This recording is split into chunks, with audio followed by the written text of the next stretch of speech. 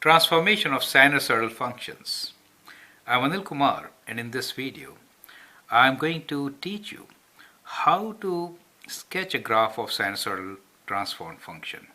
I'll actually not graph it, but give you techniques which you should know and which should help you to graph it on a graph paper. So my advice is that take a graph paper, listen to the instructions, and then sketch transformed sinusoidal function given here. The question is, sketch the graph of f of x equals to minus 3 times sine of half x minus 30 degrees plus 1. So you can make a note of this, pause the video, try to sketch it. Look into my methods, follow the one which you like, and then sketch a neat graph for the given function. Whenever we are given functions in this form, it's a good idea to factor the coefficient of x and then rewrite the equation. So we'll do that as a first step. So first step always is to write the equation in the standard form, I should say. So we get minus 3 sine of this factor half. We get x minus 60 degrees plus 1. So that is the transformed equation.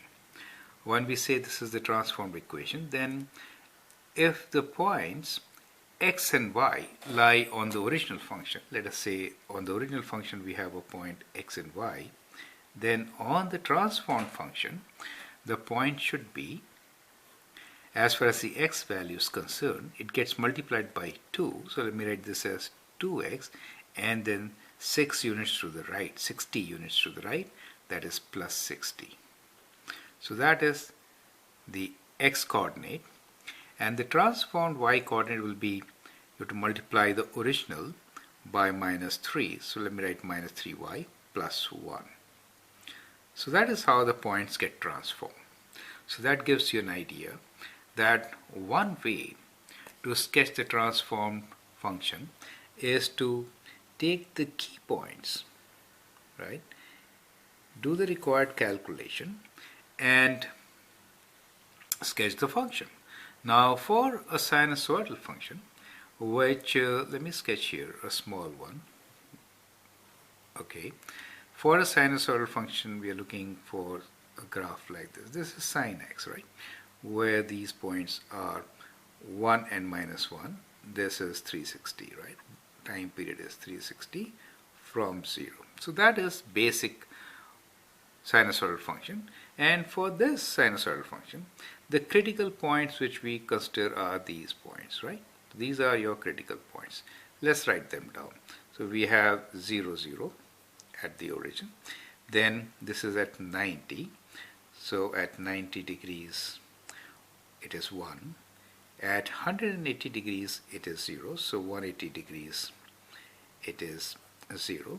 The value at 270 for the function is minus 1. That is the minimum, right? Minus 1. And at 360 it is 0 again. After that it repeats. So what we are doing is we are actually sketching one wave. We could have sketched two waves also, but anyway. So these are your original points. Now applying the transformation formula which we have, we can see how these points will get transformed on our function f of x.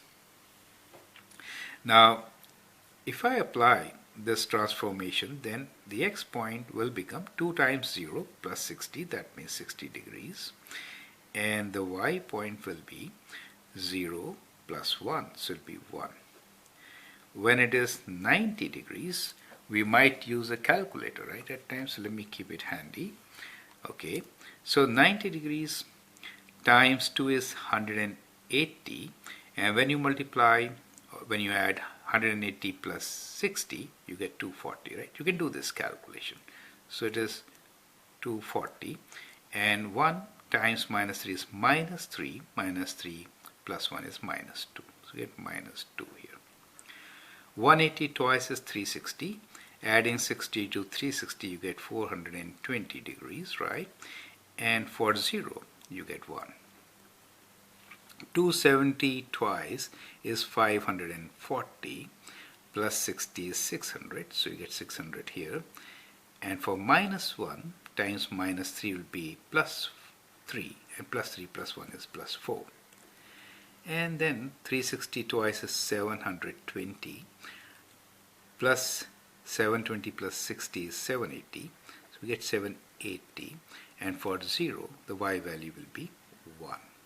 So these are your transformed points. So if you plot these transformed points, then you will get your function. So this is using the points. It's a very effective technique. The other technique is you can transform this function, right? So the transformation is, if you have to write down the transformation, 1 unit, so the axis of this function is at 1. So you can say, well, like this. Let me do it here. That is axis at 1. So let me write this as y equals to 1. And amplitude will be minus 3 times the amplitude. So earlier the amplitude was 1, so now it becomes 3. So it has to go 3 units up and 3 units below this. So 1 plus 3 is 4. Let's say this is your maximum and that is your minimum. In that case, the maximum is at y equals to 4 and the minimum is at y equals to minus 2. 1, you have to do plus of minus 3 here, right?